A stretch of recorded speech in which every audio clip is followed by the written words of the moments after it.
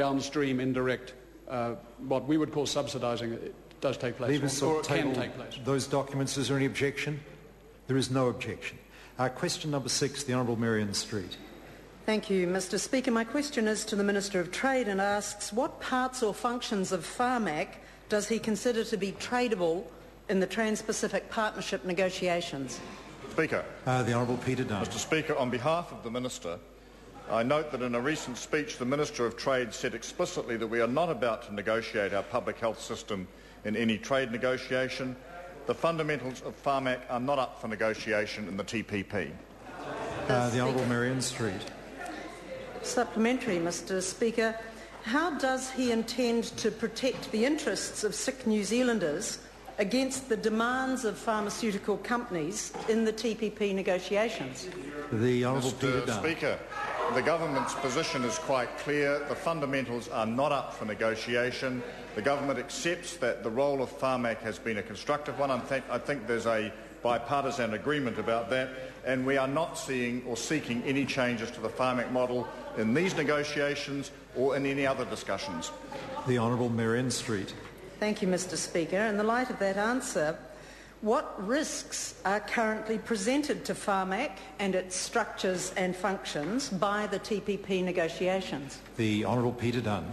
Speaker, I'm not in a position to give the member a categorical answer on that because I'm answering on behalf of the Minister.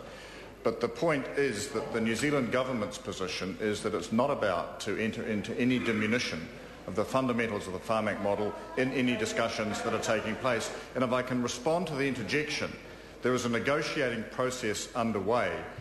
The negotiators actually carry out the negotiation. You don't put things on and off the table before the process even starts.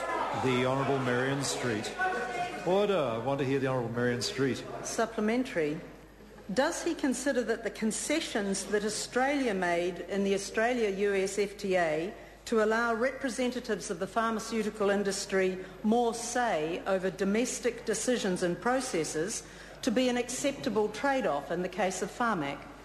The Honourable Peter Dunn. Mr. Speaker, what I said was that the government's position is that the Pharmac model, the fundamental aspects of that, are not up for negotiation. I think that is the best answer to the member's question. The Honourable Maryan Street. How can New Zealanders believe his statement on July the 3rd that, quote, the public health system is not up for negotiation, unquote, if he is not prepared to take Pharmac off the negotiating table? The Honourable Peter Dunn. Mr. Speaker, as I said, there is a negotiating process underway. The Minister is an extremely experienced negotiator. He's been through this on many, many occasions, and the best way of doing these things is to actually let the negotiations take their course, bearing in mind the government's fundamental position that Pharmac is not up for trade. Question number 7, Paul Quinn. Mr. Speaker.